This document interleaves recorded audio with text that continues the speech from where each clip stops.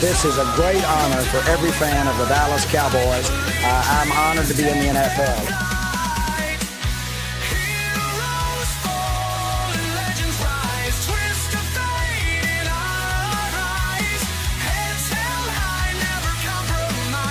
What can I say?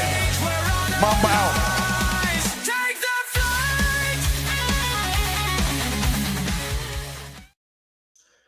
What is going on, everyone? Welcome to your Friday edition of the Afternoon Show. Here, of course, on the Elite Sports Entertainment Network. I'll be your producer, host today, Logan Landers, and joining me is my boy, Jay McLovin, Jason McMinn. Jay, it's Friday. How you doing?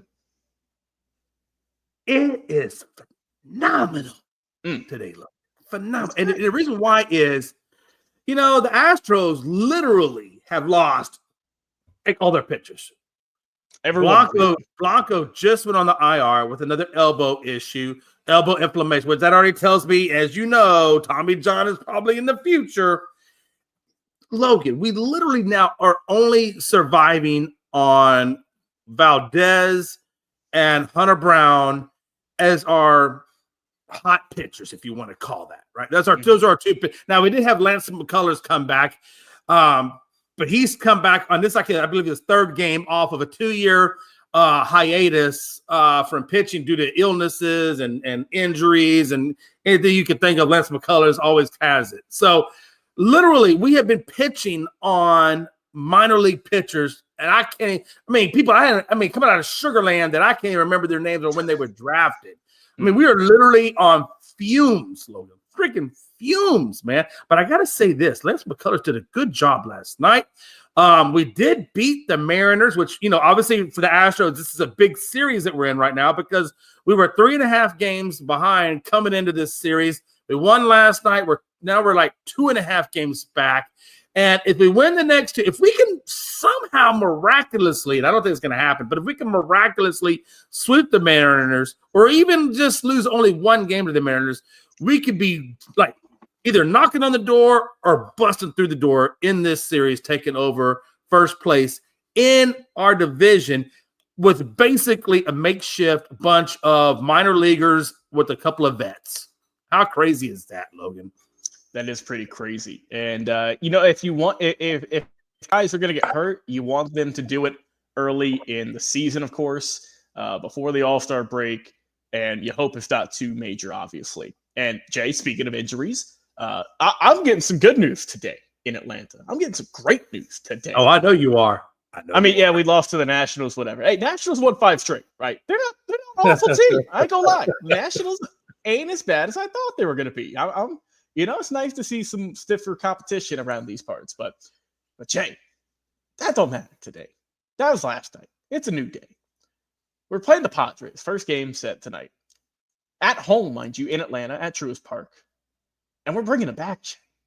It's been nearly 365 days since it happened. Yep. We're bringing La Bestia. We're bringing back number 13. MVP. Ronald Acuna Jr. back on the field. Been tearing up in Gwinnett for the AAA system, doing some rehab. And Jay, he is back on the field tonight, and I'm so happy because the Braves been here infuriating to watch the season. I go lie. It's been rough. But we're handling it. Currently third in the East right now, right? We know the Mets are doing their thing. The Phillies are also doing pretty well, but no one's really ran away with the division yet, right? It's not like it's other divisions out there. If you look at it, Atlanta's only, 7.5 games out from the Phillies, but it's a lot of time left. And we've been one of the worst road teams of all time, at least in our division in the National League. But picking up some steam, hopefully. 5-5 in our last 10, which that's pretty much how the whole season's been. But, Jay, we got hope now. We got Chris Sale on the mound, who, if you look at the numbers, not great, but he really struggled during that first month of the season, right? During April, just not great. But if you look at his 3 most recent starts, Jay, since the beginning of May, he's really looked really solid, right? A 1.40 ERA against Boston, against the Pirates, and against the Reds. He's only allowed 3 earned runs in those 3 starts, and he struck out 26 batters. So he is starting to come around, which you like to see. I believe he's tied for 7th in the major leagues for his strikeouts this year. So what you love to see.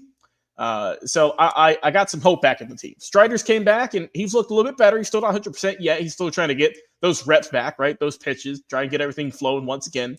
Has looked awful. Which, hey, if you're gonna have some losses, I'd rather be tough losses than us to get killed by 20. But we got hope now, Jay. I feel good. Jonathan Holloway, I know feels good. What's going on, Jonathan? Hope you're having a good Friday out there, my friend. And Jay, I'm ready for today, buddy. But before we talk about all the stuff, talk about the NBA, the NHL, and everything in between, Jay, go follow us on social media. I know you have. I have, obviously. We're at the network. But we need you, our lovely fans, too. ESEN on Facebook, X, TikTok, YouTube, Twitch, anywhere else you can think of. You can find us over there. We go live, of course, here on the show pretty much every day. Some days we can't, but we go live as much as we can around 2 o'clock Eastern, Monday through Friday. And we have tons of great content. Besides us, you saw Jonathan Holloway chat there. He's done some great work there. We've got great other shows talking about not just, all sports like we do, but specific sports. There's so much on the channel, Jay. Best way to find that, though, is in our link tree, in our description. You just click that, you tap it, takes you to our main channel, and just do some scrolling, Jay. Just look up and down the page, and you're going to find all the great content we put out every single day. It's not just us, it's a whole team. And we have some great work going on here today. Jay, we're not done today. This is just our first of 2 shows coming up today. We got a show here in about 1 hour time Eastern, that is. It's the whiskey hour, Jay. It's our bait. Where we've kind of morphed it into the interview show, where we're talking with a lot of local artists, talking with bands, musicians who are on the rise, and we're looking forward to it in an hour. We're talking to a band called Love. That's their whole name. One solid word, no spaces in between. Looking forward to chatting up with those guys here, talking about their career and everything along those lines, upcoming shows they got, and it's going to be a fun time, Jay. But that's music in about an hour. For right now, we're talking sports. And the main issue, the main focal point, it's got to be the NBA playoffs, of course. Now, we're going to rewind. We're going to look at what happened last night. Boy, Jay. OKC, they have the MVP in SGA up 2-0, as our folks over the pond like to say, over the Minnesota Timberwolves. Got the big win last night. And, Minnesota they have not been able to get it going in these Western Conference Finals. And it's now 2-0 in they're in the hole right now. Do they bounce back, Jay? Game 3 is going to be in Minnesota, so they're hoping the home crowd can rally them. But looking at just the 2 top scorers last night, obviously, Shai Gilgeous-Alexander was the best player on the Thunder, as per usual, right? You always look at the box scores. He's 9 times out of 10 going to be leading it.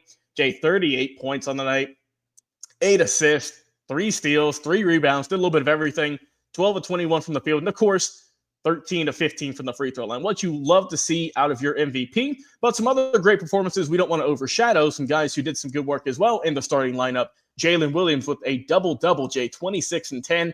Most other nights, he'd be their top performer. And Chet Holmgren, right? Former number 1 overall pick, 22 points for that young man there at the center spot. So, and OKC are just kind of rolling through these playoffs, Jay, like we've seen. And another dominant win for them last night. Final score, of course, 118-103, won it by 15.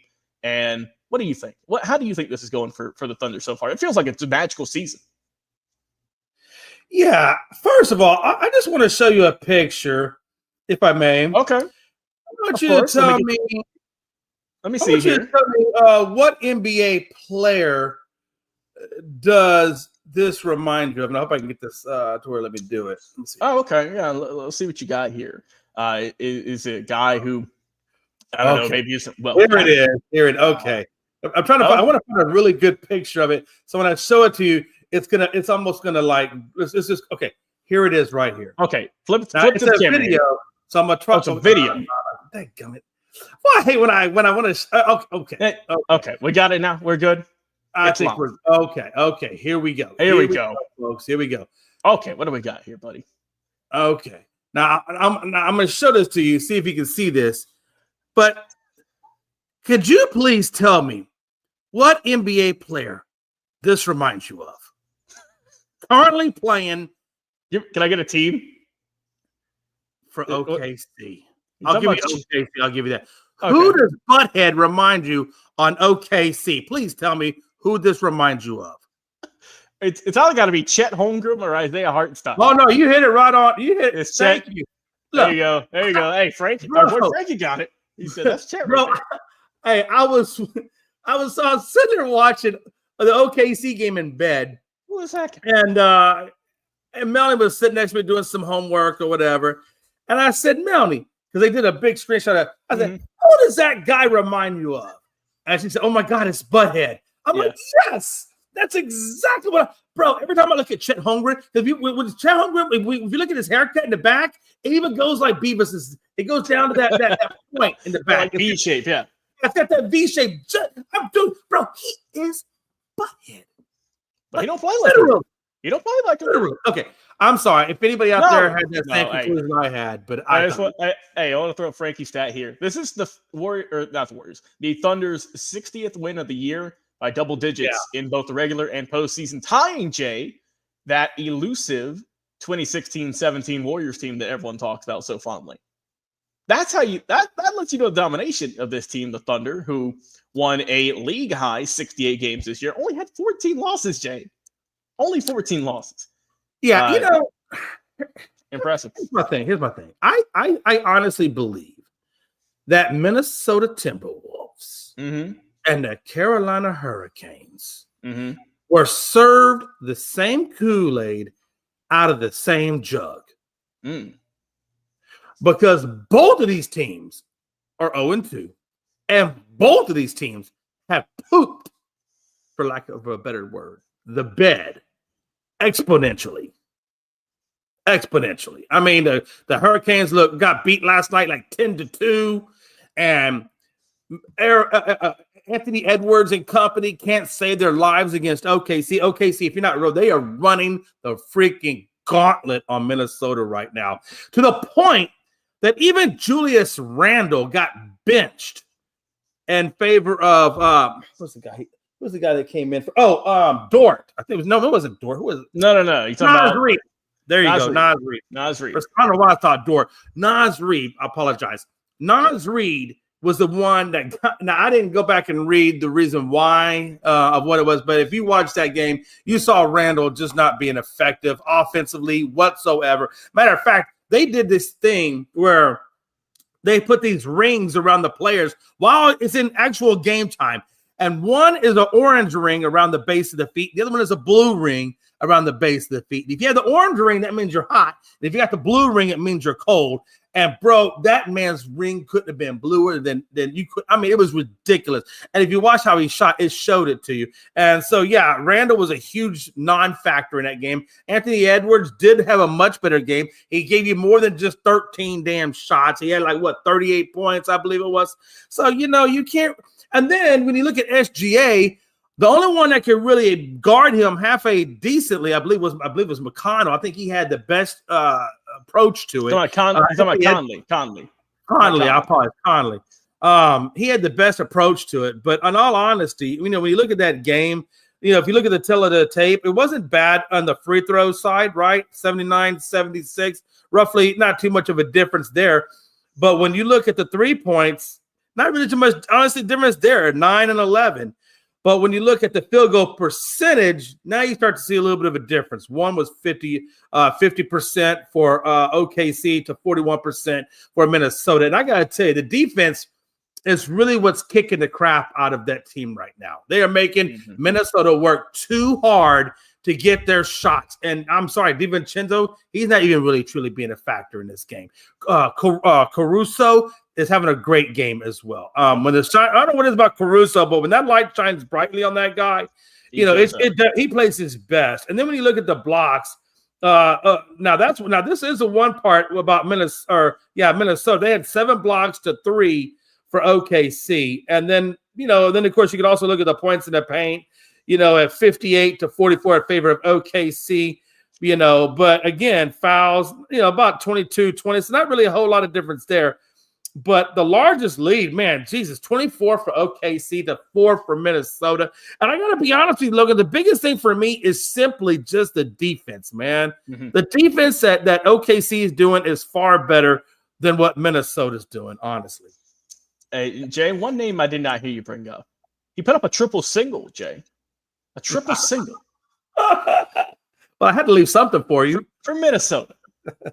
It ain't Julius Randle. Well, he did put up a triple single. It's Rudy Gobert, Jay. Yeah. He only played 30 minutes. He got you 5 points, 1 less than Randle, 2 fouls, 1 assist, 9 rebounds, which led the team. But he 2 of 5 shooting. Look, I know he's not a scorer. We know this, right? But Jay, you can't get me at least 10 points. You can't even get me that. You're gonna shoot. You can't even get me that. Yeah. I mean, what are we doing here? Well, and that's the thing, though, right? Shooting for this team was atrocious. Yeah. Also, 28%, 11 of 39. Yeah. Granted, OKC wasn't a whole lot better. They were 27.3. But the good OKC, where they took advantage, Jay, was the free throw line. And while yes, Minnesota did also have a really good percentage from the free throw line, it was just the way that OKC went about it before, you know what I mean? It's how they were to get their shots up. They had easier shots, like you mentioned, the defense, the way that they had guys kind of draped all over them, right? The Carusos, the Dorts, the SGAs. I mean, really the whole team is very good defensively for the Thunder, which is scary, right? And for the Timberwolves, like Frankie had mentioned earlier, when both Randall and Anthony Edwards don't show up, when they do show up, they're dominant. When they don't, it's tough, right? You saw in this game, Edwards didn't have a great second half, but he still overall was their best player on the floor. And boy, for Julius Randle, I'm going to quote some Outcast here for you. What is cooler than being cool? That's ice cold. Ice cold, Julius Randle. You mean to say, well, you can also say, though, and trust me, he was ice cold. That's why he said he had the blue ring around his feet. But then when you look at Anthony Edwards, he took 26 shots, which is double what he took last time, which he should be taking. That's your star. The problem with it is, at the three-point line, he went 1 for 9. Mm-hmm. The only other person that shot worse than the only one that shot worse than Anthony Edwards was Naz Reid, and Naz Reid went 0 for 5 at the three-point line. Now, what in the heck is going on, man? You can't tell me it's all defense. They were just cold shooting the ball from the three-point line, and you either live or die by the three. I'm sorry, if you're 1 for 9, you need before you even get to the 9, you need to be going to the rack more. Yeah, pure and simple. I agree. And if you look at the quarter-by-quarter breakdown, Jay, the third quarter is really where OKC just kind of stepped on it. They outscored them that period 35-21. That's a 14-point difference. They won the game by 15. Now, look, Minnesota did outscore them in the fourth quarter, but it was already too late. It was too late at that point. Yeah. So, up 2-0. OKC, you're feeling good. Minnesota, I feel like you have to win at least the first. You have to win this game, Jay, because you don't want to go down 3-0. Because then your backs are up against the wall, and I don't think anyone can beat a team like OKC down 3-0. I think they're that good of a ball club. With the way that they shoot the ball, the way that they play good defense, they're well coached also. Right. So I think if Minnesota wants a fighting chance, they got to win this ball game. So that's why I think that one's going to play out. Give me your predictions here for Game 3. Obviously, we're not going to be on the air for it as we're going to head into the weekends. But give me your thoughts on Game 3 for this one. Then we'll go to our next matchup here tonight. Yeah, absolutely. So now we're going back to Minnesota. The first two, OKC took it at home. Now they're going back home to Minnesota. Hopefully, my hope is that this crowd will reinvigorate this team and get them rolling.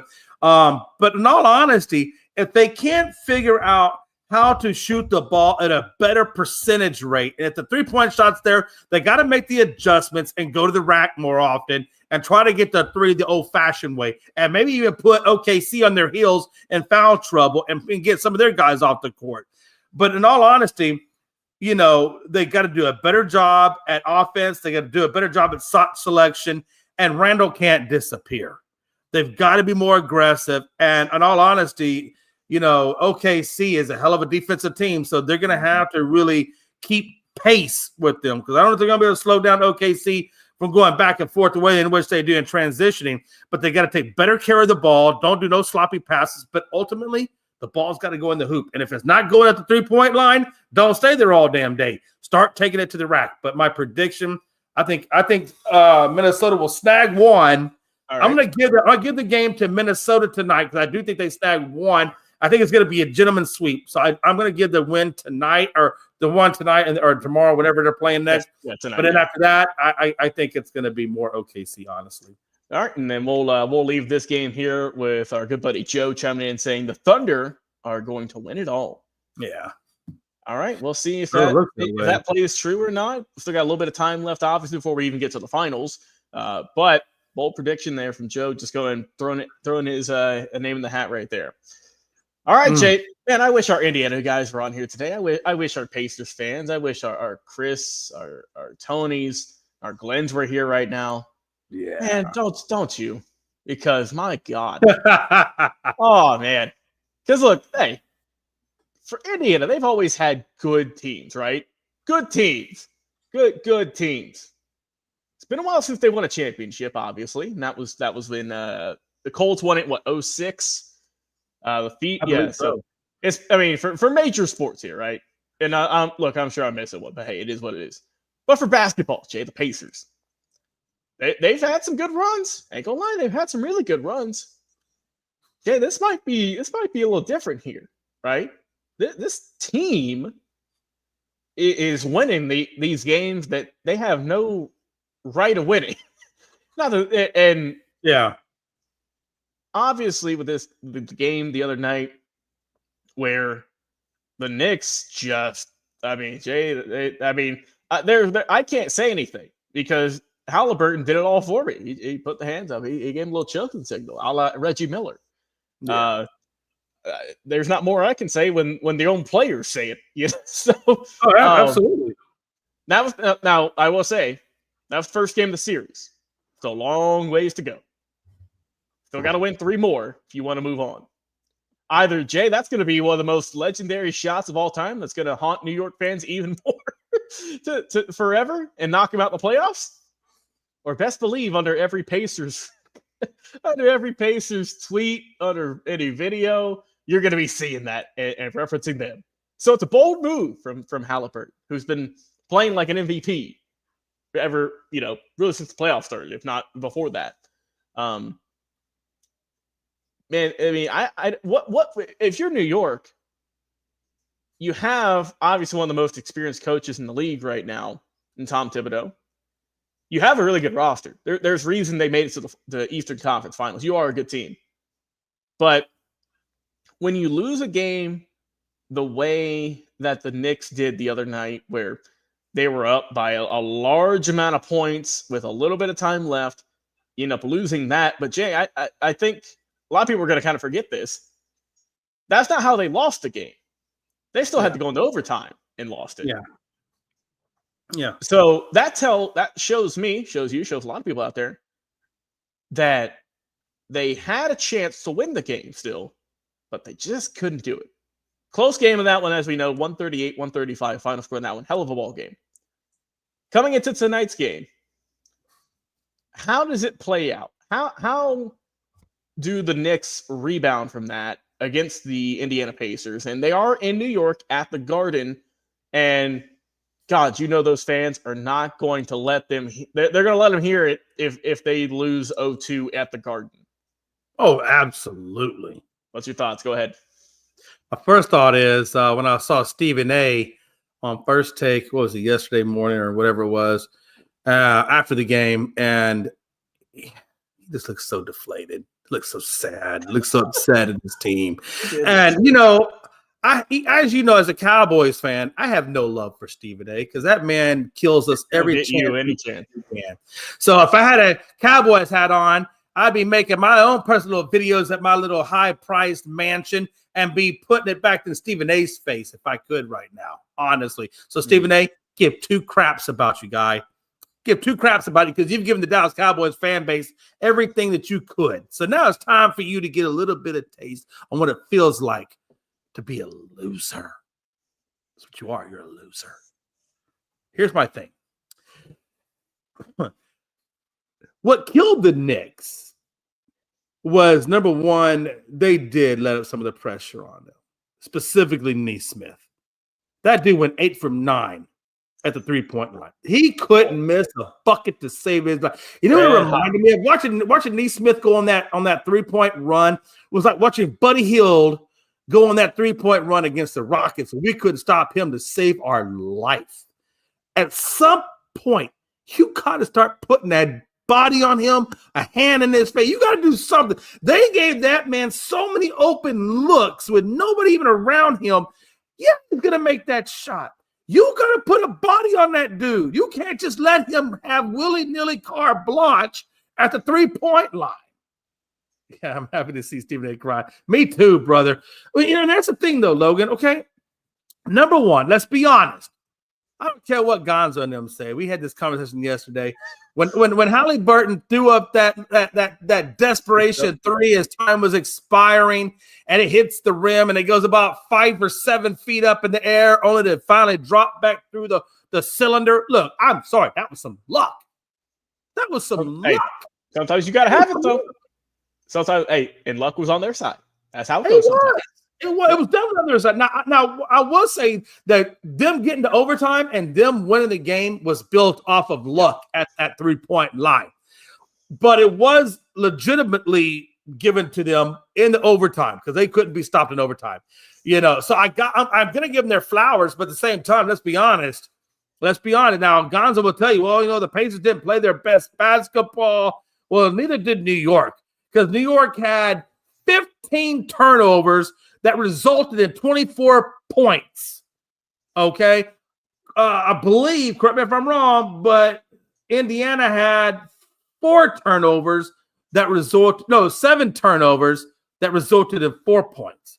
I saw New York strip the ball from them back-to-back possessions in the second quarter, and you'll know it because that was the one on the second one that they stole. And a boy didn't convert it because the ball didn't even get over the cylinder, right? So, and I also remember over the top, and he thought he was going to get that slam, and that ball went about 15 feet into the stands. Mm-hmm.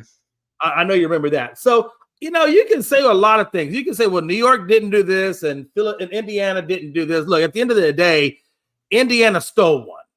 They stole one. They got lucky. Because the ball went 5 feet up in the air and magically went through the cylinder. Okay, great for you. That ain't going to happen all the time. I expect this second game in New York to be the same physicality from New York. I expect this to go back to Indiana at 1 apiece. I'm going to read this stat here because it's still kind of mind-boggling regarding the game the other night before I talked about tonight's game, Jay. This is from ESPN.com saying that teams leading by at least 14 points in the final 2 minutes, 45 seconds of the fourth quarter had been 994-0 in the postseason since the 1997-98 season when they first started tracking that, right? Yeah. However, let's look at this team. They're the one in that 994, and one is Indiana. Let's take you back to Milwaukee. Remember, they were losing that game, 118, 111. They only had 40 seconds left, Jay. That was game 5. That was a good series. But somehow they won. 119, 118. Halliburton, game 1 layup with just under 2 seconds left on the clock. And then Cleveland, Jay. We know Cleveland didn't have a great performance, hurt by injuries and whatnot, but still a good competitive team. They were losing at one point, 119 to 112. Only 48 seconds left to play, Jay. They beat them 120, 119 in game 2 of that series, which honestly crippled them. That was it for them. And, Jay, when teams are trailing by 7 or more in the final 50 seconds of the fourth quarter or overtime, they are 4 and 1,702. Do you want to know who's responsible for 3 of those 4? Oh, you know who it was. And Gonzo was here, he'd tell you who it was. That is Tyrese Halliburton, who is voted by the players, right? What was it? The most overrated player in the league. Boy, they really need to stop giving that award out. They gave it to Trae Young. They gave it to Trae Young like 2 years ago. They gave it to Halliburton. They gave it to Brunson at one. It feels like if you just give that to whoever, they're just going to eat you up. So I'm with you on this, though. I think the Knicks will win game 2 tonight at home, and it'll be 1-1 as they go to Indy. I think New York overall, like I said, it's a game they could have won. They should have honestly won that game. But a couple of different reasons, as you mentioned, they just couldn't do it.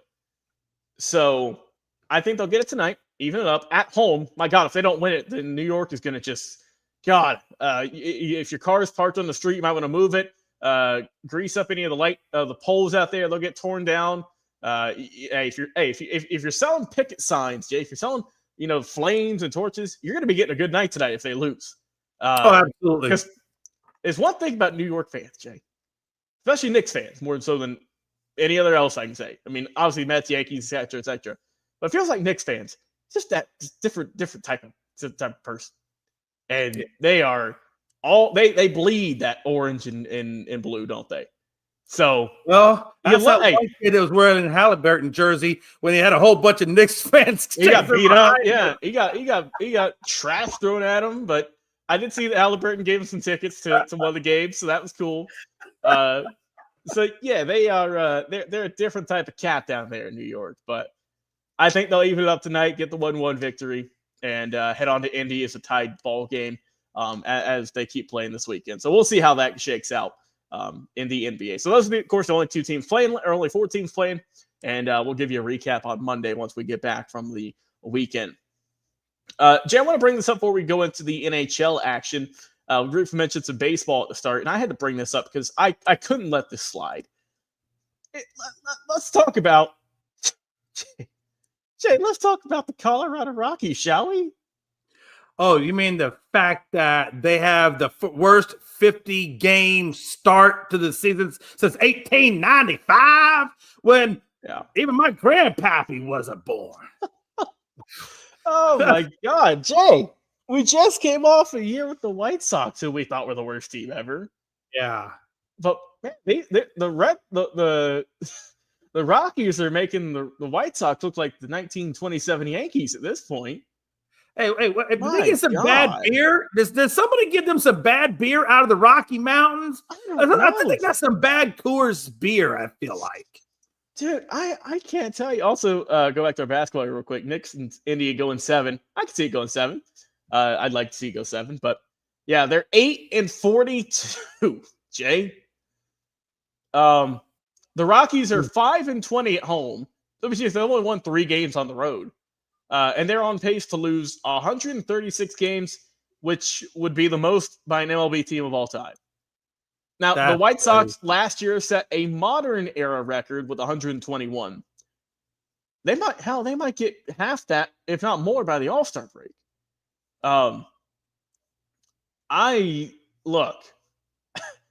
It feels like the Rockies just have a bunch of minor league dudes up here. It doesn't feel like a whole lot of major league talent. Right. Jay, they've been shut out 8 times this year, and their fielding is atrocious. 45 errors in 50 games. It's the most by a team since the 2019 Mariners. You're basically averaging an error per game, which you can't do. You can't have. Right. Look, we know with Colorado, their pitching staff has pretty much always sucked. Yeah. And you can say that because they play in Colorado, elevation. You've heard it a million times. I don't need to say it again. But, my God, it just feels like it's even worse. They got swept by the Phillies, and Frankie's about to have a field day, hopefully, as they're playing the Yankees. And I believe that game is going to... Go ahead. He's about to get that 3-game sweep. It's going to be at home. It's going to be at home. So that means Aaron Judge, Cody Bellinger, all the boys in the Bronx are going to be hitting bombs out there, Jay. Looking at this roster, I have to take a deep dive at this team. Who's their best players? And Jay, they looks like they do have one player who is worth a lot, worth something, right? That's going to be their catcher, whose name is Hunter Goodman, Jay. Hunter Goodman. Give it up for Hunter. Yes. He's got 51 hits, which is good for a 282 average. Hey, I respect that. Leads the team in RBIs, Jay, with 31. Jay, he's the only player on this team who has over 20 RBIs on the season. We're 50 games in, and he's the only one that has over 20. Jay, none of their players, not a single one, Jay, has 100 total bases on the season. That's crazy to me. They've only hit 40. They've hit 43 home runs, But that's the hitting, right? Their top home run hitter is Jordan Beck, who has 8 home runs. Right. But that sucks, right? That you got 1 out of 8 possession players, maybe 2, right? Let's go 2. Let's go crazy here. Go 2. Now. Jen, I know your lovely wife Melanie works at schools, and it's the end of the school year today. You got to clean up after all the kids and make sure everything's nice and tidy before you go for the summer break. You know how some kids chewing gum in class, you just kind of stick it underneath the desk, and they won't ever find it. We got to do some digging here, Jay. We're finding that gum for this team, that disgusting gum that's been there for God knows how long. And that's the pitching staff for this Rockies team, Jay. My God. I don't know what to even go off of here, Jay. They're the leading man when it comes to strikeouts for pitching, Jay. Pitching, not hitting. Big congratulations goes out to Kyle Freeland with 41, Jay. On the year, 50 innings. 41 strikeouts. That's solid. Yeah, hey. Unfortunately, though, for him, he's 0-6. He's got 4 quality starts. He's allowed 32 runs. That's probably their best pitcher, too. I mean, is there a best?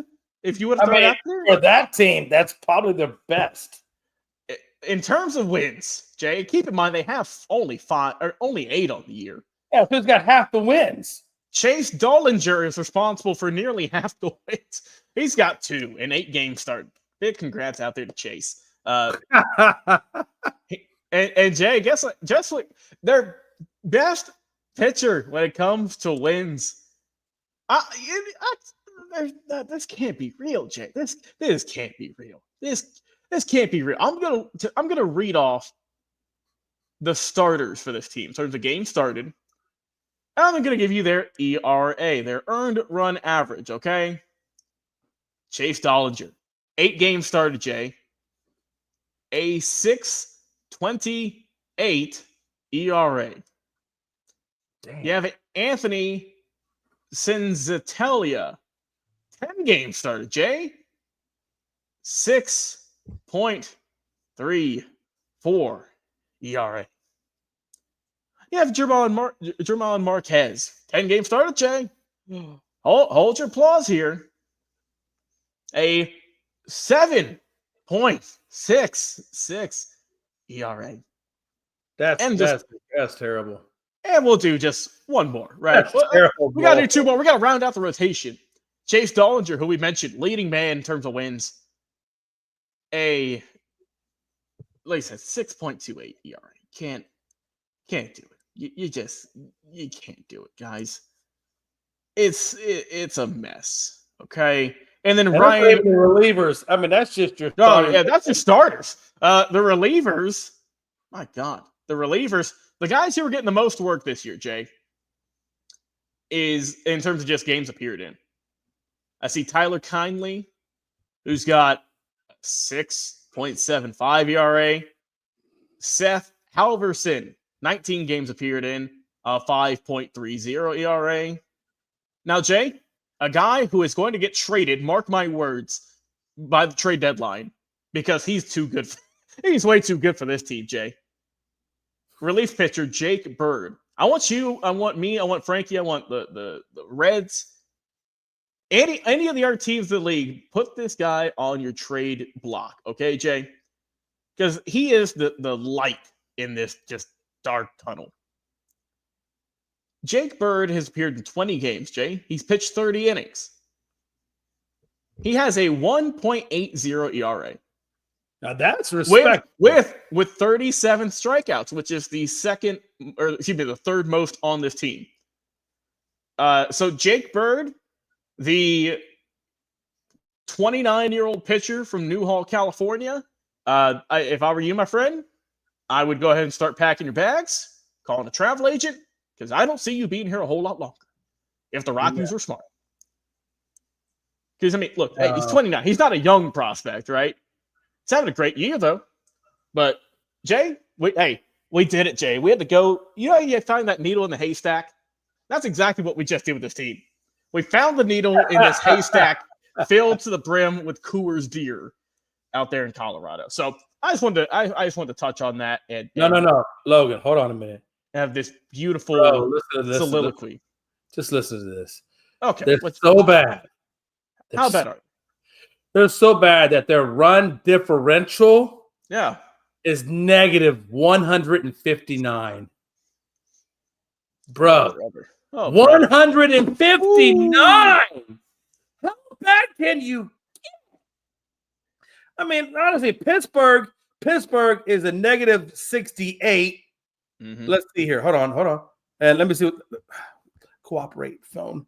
The Miami Marlins are a negative 79. The Athletics are a negative 74.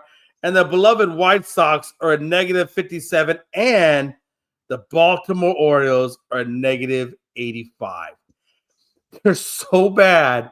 And this is 159. Negative like there's not even another team that's in the hundreds. Bro, I'm just saying. Take Baltimore. Just take Baltimore. You could double their run differential and almost be right there where the Rockies are. That's how bad this Rockies team is. Like literally, I bet you there's a lot of AAA teams that could probably actually beat this squad. I might even go as far as to say there might be a junior college out there that could possibly beat this roster. It's bad. Also, talking about college baseball, we'll kind of bring it up more as we get kind of closer. Jay, College Baseball World Series is coming up here. We're in the regional tournaments right now. Yeah. With the SEC, ACC, Big Ten, Pac-12, whatever. So that's coming down the pipeline. We'll talk more about that as that kind of gets more shaped up here in the coming weeks. But yeah. And unfortunately for the Rockies, it ain't like it's, you get the worst record. Here you go, number 1 overall pick. Jay, they got a lottery. They have the lottery. So, and obviously they haven't been drafted well. That's for damn sure. You ain't been drafted well over the years. But I saw that and I said, there's no way we can't talk about this. So we did. We brought it up, and that's our baseball discussion for the day. All right, we're going to end the day here with a little bit of hockey news. We're going to look at last night's game. Carolina got the doors beaten off of them, blown off them, whatever the hell you want to say. 5-0 against the reigning, defending Stanley Cup champions, Florida Panthers. Just total domination, pretty much again, from Florida. And they go up now 2-0 in that series. Coming up tonight, Jay, is their Dallas Stars hoping to go up 2-0 against the Edmonton Oilers out there. So that's going to be at home in Texas for you. So Carolina just got the crap kicked out of them. I mean, there's no sugarcoating it. They just got the hell kicked out of them. They've given up 10 goals in the last 2 games. They've only scored 2 goals in the last 2 games. Obviously, for Florida, their offense is just clicking. They're doing anything they want right now. Carolina cannot stop them, and they're just an offensive machine at this moment.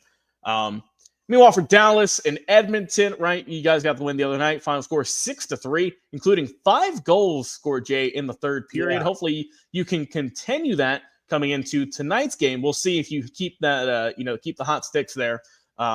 But what a way to end that, because you were down at that point. People were going to forget you were down 3-1 heading into the third, and then just I don't know what happened with Edmonton. They just blew it. I'll tell you what happened, and it's gonna be the same key for tonight's game. The same exact key. And we touched on it on an earlier show. Is on that in that third period, they went through several power plays. And that's where Dallas got all their goals, was in those power plays. Now, here's the deal. Skinner is not a very good, in my opinion, he's a marginal goalie at best. And I think you saw it last night when they were in the power plays. When you go into a power play with Edmonton, the Dallas Stars really had the ability to capture they had the ability to, what's the word I'm looking for, Logan? Capitalize. They had the ability to capitalize on his inexperience, and that's why they got so many goals. They are extremely vulnerable, Edmonton is, during the power play. So if I'm Dallas, I'm doing everything I can to get this team into a power play mode So that way, you can take advantage of that weakness. Really, the goalie is their weakness. Skinner is basically their weakness. So I look to see more on tonight in terms of the power play when Dallas gets into the power play and how they respond. If they will respond the same way they did last time, if they do, we're gonna blow the brakes off of Edmonton in game 2. I really expect to get another win tonight. I do expect to get a win. I expect to go to Edmonton 2-0. But I think once we get to Edmonton, that's where the game is really going to get tough for Dallas. Because I believe when Edmonton is at home, they're a much different team. And so we'll see how that pans out. Yeah, we will see what happens here, Jay. But we're going to wrap up the show here so we can go ahead and get prepped for our next show here in about 20 minutes. So we'll be back on the air. So we'll tip our hats here, guys. Enjoy your weekend. Take it safe out there. If you're off on Monday, like a lot of you are, please be safe, be responsible, and just enjoy your weekend. Jay, any final thoughts here as we head into the weekend here for the afternoon show before we kick back up next week? Yeah, no. Next week, more than like, what is it? Is it Memorial? Is Memorial Day Sunday? Day? No, it's Monday. Memorial Day's on Monday. Yeah, so I would imagine we'll probably take Monday off. Extra weekend, yeah. Memorial Day. So I would imagine we'll probably pick the afternoon show back up on Tuesday. On Tuesday, I would like to talk about the college seedings. In football, obviously, that rule change got passed. Yep. So they're going to redo how they seed NCAA football teams for college football. So that's going to be a big thing to talk about, as well as I'd also like to talk about or re-talk about. Well, no, actually, we already talked about. Logan, you weren't here for that. Asia is actually there's going to be a University of Asia basketball league. I think that's what they call it. So anyway, basically, Asia is now trying to get into the NCAA market in terms of their own personalized NCAA. Yeah. But basically, they're trying to get into the basketball NBA draft and put out more athletes to the NBA draft. So that's going to be, I think, in the next big NBA market. Matter of fact, the owner of the Brooklyn Nets, Joe Tsai, he's actually invested a lot of money into this league. So don't be surprised to see a lot more Asian basketball players come to the league probably next 10 to 15 years. It's going to take them a little while to get that developed, but I expect to see an influx. But anyway, other than that, last thing I want to say is, like Logan said, here in a few minutes, probably about 19 minutes or so. Under 20. Yeah, under 20 minutes, we'll have the whiskey hour coming up, and it's going to be a lot of fun to talk some music and end the weekend on a fun note. That's it. All right, guys. On a fun note. Let's do it. Have a good weekend, everyone. Like I said, stay tuned. We'll be on in about 18 minutes now, Jay. The countdown clock is just rolling down. So we're going to take a slight break here. We'll be back on the Whiskey Hour, myself and Jay talking with a band called Love. So, guys, until Tuesday for the afternoon show, take it easy, be safe, and we'll see you then next week.